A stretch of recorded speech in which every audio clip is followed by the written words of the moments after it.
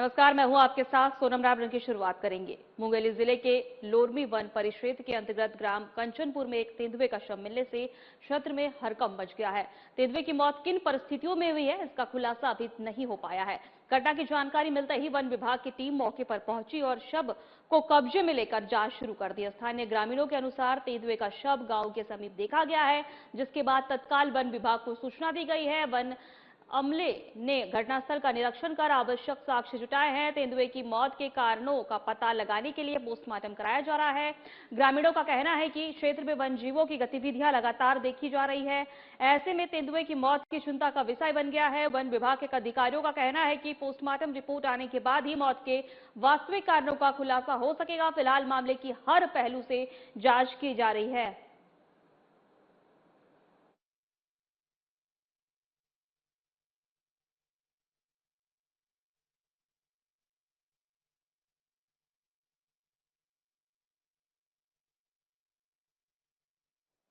एक बार आपको फिर से बता दें कि कंचनपुर में तेंदुए का शव मिला है। शव मिलने से हड़कंप मच गया है। अभी तक पता नहीं चल पाया है कि आखिर शव कहां से मिला है। वहीं वन विभाग की टीम मौके पर पहुंची है और कब्जे को लेकर जांच शुरू कर दी है। ग्रामीणों के अनुसार तेंदुए का शव गांव के समीप देखा गया है, जिसके बाद तत्काल वन विभाग की सूचना दी गई है। वहीं वन अमले में घटनास्थल का निरीक्षण कर साक्ष्य जुटाए जा रहे हैं। तेंदुए की मौत के कारण का पता लगातार लगाया जा रहा है, पोस्टमार्टम कराया जा रहा है।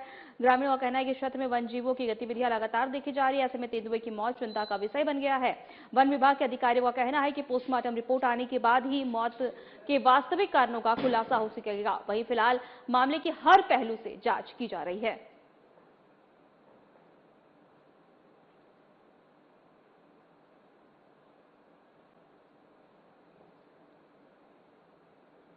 जांजगीर चांपा जिले में अवैध रेत उत्खनन और परिवहन के खिलाफ जिला प्रशासन की मुहिम लगातार तेज होती जा रही है। कलेक्टर एवं जिला दंडाधिकारी जन्मे जय मोहेब के सख्त निर्देशों के तहत प्रशासनिक अमला प्रभारी वर्षा और प्रतिकूल मौसम के बीच भी मैदान डटा हुआ है। इसी कड़ी में तहसील बहमानिडी क्षेत्र में अवैध रूप से रेत परिवहन कर रहे एक हाईवा वाहन को लगभग 15 घन मीटर रेत सहित जब्त किया गया है। प्राप्त जानकारी के अनुसार कलेक्टर के निर्देश एवं अनुविभागीय अधिकारी चांपा पवन को शाम के मार्गदर्शन में तहसील बमनडीह क्षेत्र में अवैध रेत उत्खनन और परिवहन और भंडारण के विरोध में खास अभियान संचालित किया जा रहा है। अभियान के तहत ग्राम पुछेली, टीप्रदा और घाट क्षेत्र के निरीक्षण और जांच की जा रही है। वहीं लगातार इस दौरान एक हाईवा वाहन को संदिग्ध स्थिति में रोककर जांच की गई। जांच में पाया गया कि वाहन में बिना वैध अनुमति के लगभग 15 घन मीटर रेत का परिवहन किया जा रहा है। नियमों का उल्लंघन की पुष्टि होने पर प्रशासन ने तत्काल कार्रवाई करते हुए वाहन को मौके पर ही जब्त कर लिया है। जब्त हाईवे को आगे की कार्रवाई के लिए थाना बमनडीह में सुपुर्द किया गया है और मामले में खनिज नियमों के तहत कार्रवाई प्रारंभ कर दी गई है। कलेक्टर जन्मे जे मोहेब ने स्पष्ट किया है कि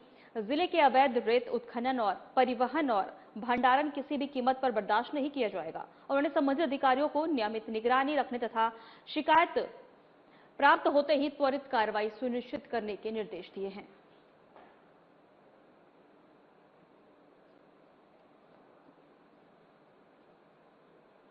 सूरजपुर जिले के नवगठित नगर पंचायत शिवनंदनपुर में शपथ ग्रहण समारोह को लेकर खींचातान शुरू हो गई है, जहां भाजपा और कांग्रेस के बीच इसको लेकर राजनीतिक घमासान मचा हुआ है और दोनों पार्टियां आमने सामने नजर आ रही है। वहीं कल होने वाली शपथ ग्रहण समारोह में प्रदेश के मुखिया और सीएम विष्णुदेव साय मौजूद रहे वाले हैं। ऐसे में कांग्रेस ने कार्यक्रम से अलग शपथ ग्रहण की बात कही है। दरअसल शिवनंदपुर चुनाव में अध्यक्ष समेत 7 बीजेपी पार्षद विजयी हुए, तो वहीं कांग्रेस के 8 पार्षद भी जीत कर आए हैं। ऐसे में कांग्रेस ने कार्यक्रम का विरोध करते हुए एसडीएम को ज्ञापन सौंपकर अलग से शपथ ग्रहण करने की बात कही। मामले को लेकर कांग्रेस के जिला महामंत्री संजय डीसी ने कहा कि 8 पार्षद कांग्रेस के विजय हुए हैं, लेकिन कांग्रेस के किसी भी बड़े लीडर का कार्यक्रम के आमंत्रण पत्र के नाम नहीं है। अवहेलना के कारण कांग्रेस अलग से नगर पंचायत में शपथ ग्रहण कार्यक्रम करेगी।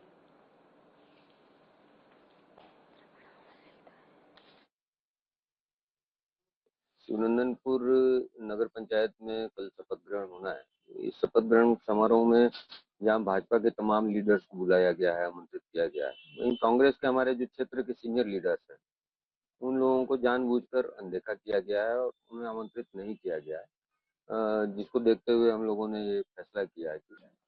देखिए, जो निर्वाचित जनप्रतिनिधि हैं, मान लीजिए मुख्यमंत्री जी आ रहे हैं, विभागीय मंत्री जी आ रहे हैं, प्रभारी मंत्री आ रहे हैं, स्थानीय मंत्री रहेंगे, विधायक रहेंगे, ये सारे लोग रहेंगे तो स्वाभाविक रूप से प्रोटोकॉल तो उन्हीं के ऊपर बनता है। और अगर उनके कोई निर्वाचित प्रतिनिधि नहीं है तो इसलिए अब वो चाहे जो भी बोले, विलाप करें, और निर्वाचित जनप्रतिनिधि का नाम रहता है, निर्वाचित जनप्रतिनिधि ही उसके लिए सक्षम होते हैं।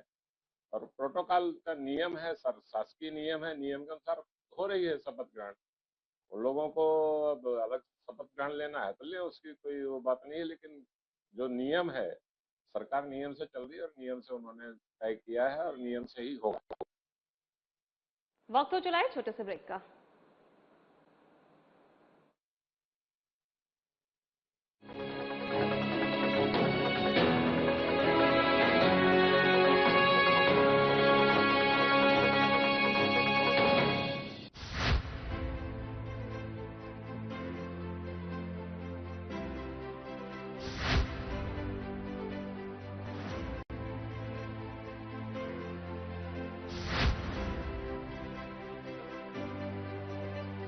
विजन 2047 की बात करते हैं। हाँ, पिक्चर पूरी बाकी है, तो बहुत देश को आगे ले जाना है। होता ये था कि शतरंज की बिसात बिछाई जाती थी कि किस तरह से बिसात बिछाई जाए कि हम सामने वाले को फटका नहीं दे दें, लेकिन आजकल गुगली फेंका जा रहा है बहुत ज्यादा। क्या सामने वाले गुगली पर स्टिक नहीं लगा पा रहे, क्या लपक लिए जा रहे हैं? कांग्रेस पार्टी के बैट्समैन तो गोल्डन डक में आउट होने वाले हैं।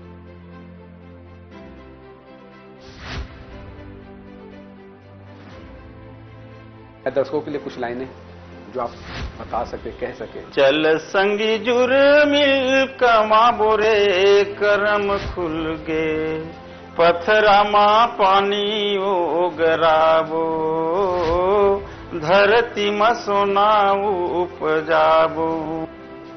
2014 के बाद से भारतीय राजनीति को किस तरह से देखते हैं? 2014 के बाद से इस देश में उन्नति का, तरक्की का, इस देश के लोगों के जीवन स्तर को ऊंचा उठाने का, गांव, गरीब, किसान, युवा, महिलाएं, इनके जीवन में कैसे खुशहाली ला सकती है, अगर ये एजेंडा पहली बार तय किया है तो मोदी जी ने तय किया है।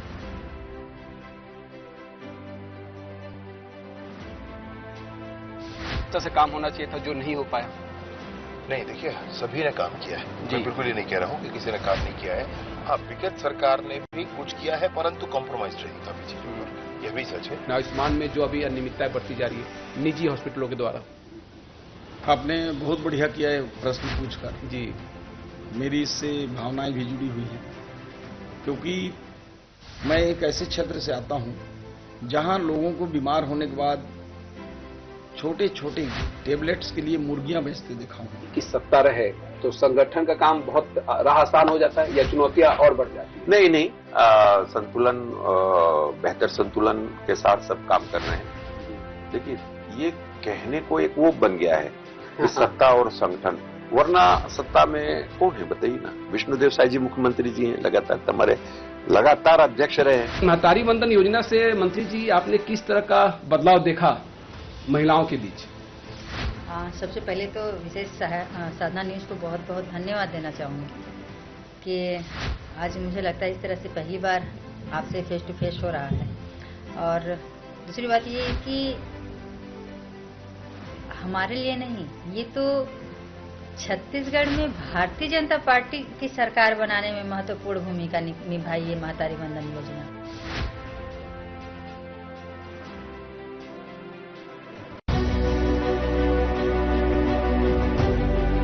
नारी केवल परिवार की धुरी नहीं है, वह सृजन, शक्ति और संस्कार की मूल प्रेरणा का आधार है। सुशासन सरकार ने इन्हीं महिलाओं को सशक्त और आत्मनिर्भर बनाने शुरू की है महतारी वंदन योजना। यह योजना आज छत्तीसगढ़ की लाखों महिलाओं के जीवन में आत्मविश्वास और नई उम्मीदों का संचार कर रही है। संवेदनशील मुख्यमंत्री श्री विष्णुदेव साय के बीते 30 माह प्रदेश की महिलाओं के सपनों को पंख देने, उनके आत्म सम्मान सम्मान को मजबूत कर उन्हें सक्षम बनाने को समर्पित रहे हैं। इस योजना के तहत राज्य के लगभग 69 लाख विवाहित महिलाओं को प्रति माह 1000 रुपए की सहायता सीधे उनके बैंक खातों में दी जा रही है। अब तक 27 किश्तों के माध्यम से 17,523 करोड़ रुपए की राशि डीबीटी के जरिए प्रदान की जा चुकी है। इस योजना की सबसे बड़ी विशेषता है कि यह महिलाओं को केवल सहायता नहीं देती, बल्कि उन्हें आत्मनिर्भर बनने के लिए महिलाएं इस राशि से छोटे छोटे व्यवसाय शुरू कर रही हैं, बच्चों की पढ़ाई में निवेश कर रही हैं और परिवार की आर्थिक जिम्मेदारियों में सक्रिय भूमिका निभा रही हैं। विष्णु सरकार की महतारी वंदन योजना निश्चित रूप से छत्तीसगढ़ की महिलाओं के लिए आत्मसम्मान, सशक्तिकरण और उज्जवल भविष्य की नई सुबह साबित हो रही है, जो आने वाले समय में प्रदेश के समग्र विकास की मजबूत आधारशिला बनेगी।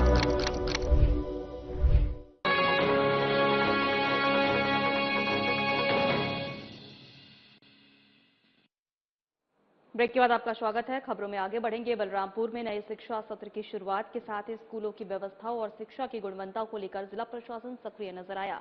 कलेक्टर चंदन संजय त्रिपाठी ने विभिन्न विद्यालयों का औचक निरीक्षण कर तैयारियों का जायजा लिया। कलेक्टर ने पूर्व माध्यमिक शाला पिंडरा जत्रो और उच्चतर माध्यमिक विद्यालय बरदर पहुंचकर विद्यार्थियों की उपस्थिति, पेयजल, शौचालय, साफ सफाई, कक्षा संचालन और पाठ्य पुस्तक वितरण की स्थिति का निरीक्षण किया।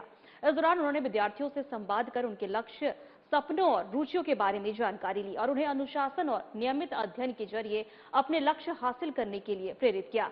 निरीक्षण के दौरान कलेक्टर ने शिक्षकों को निर्देश दिए कि वे केवल पाठ्यक्रम पूरा करने तक सीमित न रहे, बल्कि बच्चों के सर्वांगीण विकास, आत्मविश्वास बढ़ाने और उनकी सीखने की क्षमता को मजबूत करने पर भी खास ध्यान दें। साथ ही स्मार्ट क्लास और डिजिटल शिक्षा। खबरों में आगे बढ़ते हैं। एक बार फिर जशपुर के छोटे से गांव कोतबा की आदिवासी बेटी विमला कुजरू ने गोवा में चल रहे 3rd national women's master athletics championship जून 2026 में 8.15 मीटर दौड़कर प्रथम पुरस्कार प्राप्त किया है। वहीं हर्डल मैच में 80 मीटर दौड़ में 18.1 दौड़कर दूसरा पुरस्कार हासिल किया। वहीं विमला कुजरू वर्तमान में जशपुर जिले के कोतबा में आंगनबाड़ी कार्यकर्ता है। विमला ने पूर्व में और कई एथलेटिक्स मैच केरल और भारत के कई राज्यों में खेलकर जशपुर जिले का नाम रोशन किया है। विमला के इस जीत से जशपुर जिले के एकीकृत बाल विकास परियोजना अधिकारी ने प्रशस्ति पत्र देकर सम्मानित किया है। इस बीच रायगढ़ जशपुर जिले के सांसद राधेश्याम राठिया ने विमला के घर पहुंचकर शॉल और श्रीफल देकर उन्हें जीत की बधाई दी है। विमला की जीत से पूरे जशपुर जिले में खुशी का माहौल है। वहीं अपना जीत का श्रेय वह अपने पति और कोच को देती हैं।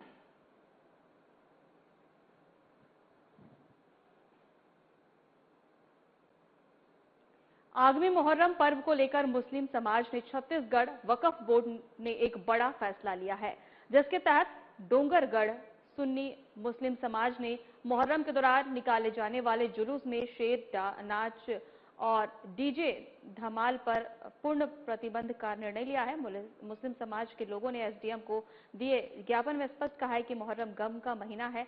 करबला में इमाम हुसैन और उनके 72 साथियों की शहादत को याद करने का दिन है। ऐसे में शेर नाच जैसी गतिविधियां इस्लाम की मूल भावना के खिलाफ है।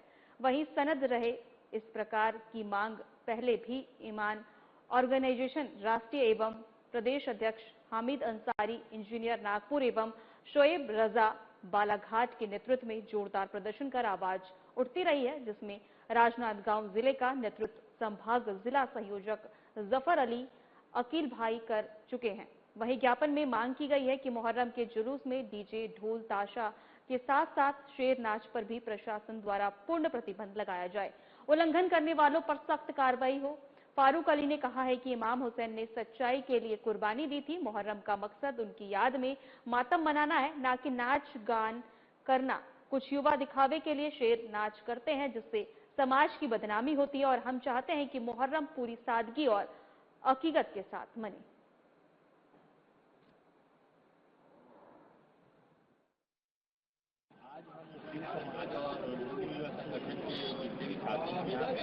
ज्ञापन देने आए हैं। उसका विषय ऐसा है कि अभी हमारा मुहर्रम का महीना आ रहा है और मुहर्रम में जो आपने देखा होगा कि लगभग राजनांदगांव और डूंगरगढ़ में भी ऐसा कुछ वारदात हो चुका है, जो शेर बनकर हुड़दंगबाजी करना, चाकू लहराना और मतलब असामाजिक तत्वों को देखा जाए तो शराब पीकर गलत तरीके से नाच गाना करना। मुहर्रम का महीना शुरू होने वाला है, इस उपलक्ष्य में जामा मस्जिद कमेटी डोंगरगढ़ और सुन्नी मुस्लिम युवा संगठन के संयुक्त तत्वाधान में अनुविभागीय अधिकारी राजेश को ज्ञापन सौंपा गया है। ज्ञापन में माह मुहर्रम में जो शेर बनना, बाजा, धुमाल, हथियारों का प्रदर्शन एवं कानून व्यवस्था को प्रभावित करने वाली गतिविधियों पर पूर्ण प्रतिबंध लगाने के लिए अनुविभागीय अधिकारियों को ज्ञापन। प्रधानमंत्री नरेंद्र मोदी सरकार की 12 वर्षों की उपलब्धियां गिनाने राजनांदगांव पहुंचे रायपुर सांसद बृजमोहन अग्रवाल पत्रकारों के सवालों के बीच असहज नजर आए। बीजेपी कार्यालय में आयोजित पत्रकार वार्ता में उन्होंने मोदी सरकार की जन कल्याणकारी योजनाओं और विकास कार्यों का उल्लेख करते हुए कहा कि जनता ने 2014 से 19 और 24 में लगातार समर्थन देकर विकास की राजनीति पर भरोसा जताया। उन्होंने पीएम किसान सम्मान निधि, जन धन योजना और आयुष्मान भारत, उज्ज्वला योजना, मुफ्त राशन, पीएम आवास और जल जीवन मिशन जैसी योजनाओं को सरकार की बड़ी उपलब्धियां बताया। हालांकि सवाल जवाब का दौर शुरू होते ही माहौल बदल गया। पत्रकारों ने महंगाई, पेट्रोल, डीजल की बढ़ती कीमतों और रुपए की गिरती कीमत को लेकर तीखे सवाल पूछे। बताया जा रहा है कि सांसद अग्रवाल ने केवल 5 सवालों के जवाब दिए और इसके बाद अचानक प्रेस वार्ता समाप्त कर वहां से निकल गए। उनके बीच में उठकर चले जाने की घटना चर्चा का विषय बन गया। कांग्रेस ने इसे सवाल से बचने की कोशिश बताया, जबकि भाजपा की ओर से इस मामले में कोई आधिकारिक प्रतिक्रिया सामने नहीं आई है अभी तक।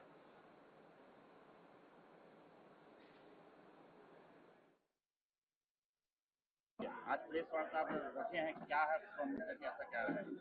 12 साल बेमिसाल, 12 साल विकास के, विश्वास के, जन कल्याण के, जो 12 साल में मोदी जी ने देश का मान, सम्मान, स्वाभिमान पूरे विश्व में बढ़ाया है। पूरे देश में चाहे वो नौजवान हो, चाहे वो किसान हो, चाहे वो महिला हो, चाहे वो मजदूर हो, उनको ध्यान में रखकर पूरी नीतियां बनाई है। और जातिवाद से ऊपर उठकर आम गरीब आदमी का जो कल्याण है वो कैसे हो सकता है, चाहे वो प्रधानमंत्री आवास के माध्यम से हो, चाहे जल जीवन मिशन के माध्यम से वो घर घर नल लगाने की योजना हो, चाहे गरीबों को घर बनाने की योजना हो, चाहे फिर इलाज के लिए आयुष्मान कार्ड 5 लाख की योजना हो, चाहे उज्ज्वला योजना महिलाओं के नाम से गैस कनेक्शन देने की योजना हो, चाहे फिर गाँव में प्रधानमंत्री सड़क बनाने की योजना हो, चाहे फिर ट्रेन सड़कें अच्छी बनाने की योजना हो, चाहे फिर अच्छी ट्रेन चलाने की योजना हो, तो जितनी भी योजनाएं हैं वो सब योजनाएं देश के विकास के लिए, देश के आम आदमी के जीवन स्तर को ऊंचा उठाने के लिए 12 सालों में जितना काम हुआ है उतना काम पिछले 50 सालों में। साल भर में साल के पेड़ के नीचे से निकलने वाला स्वादिष्ट बोड़ा अब बाजार में आ चुका है और इसकी कीमत इन दिनों 10,000 से लेकर 5,000 तक है। वहीं मानसून से पहली दूसरी बारिश के निकलते ही इसकी कीमत काफी हो जाती है और इसके स्वाद के दीवाने बाजार तक दौड़े चले आते हैं। महंगी सब्जियों में बोड़ा काफी खास है क्योंकि इसमें सभी प्रकार के प्रोटीन, विटामिन और मिनरल्स पाए जाते हैं। यही कारण है कि इसकी कीमत को कोई देखता नहीं है और 1,000 रुपए में कम मात्रा से लेकर इसका स्वाद लेते हैं। वहीं बस्तर के साल वृक्ष से निकलते ही ये अब बाजार पहुंच चुका है और ग्रामीण महिलाएं इसे निकालकर बाजार लाती हैं। इधर इसे खाने वाले इसकी तारीफ करते नहीं थकते। एक और नॉनवेज और दूसरी ओर बस्तरियों बोरा को लेने लोग बाजार आ रहे हैं। इसकी खासियत और इसके स्वाद इतने लाजवाब होते हैं कि छत्तीसगढ़ और अन्य प्रदेशों के लोग भी इसे लेने बस्तर पहुंचते हैं और इसका स्वाद लेते हैं। वहीं लोगों का यही कहना है कि बस्तरिया बोरा सब्जियों का राजा है और पहली बारिश में निकला बोरा पोषक तत्वों से भरा होता है और जो इसे खाता है इसका दीवाना हो जाता है।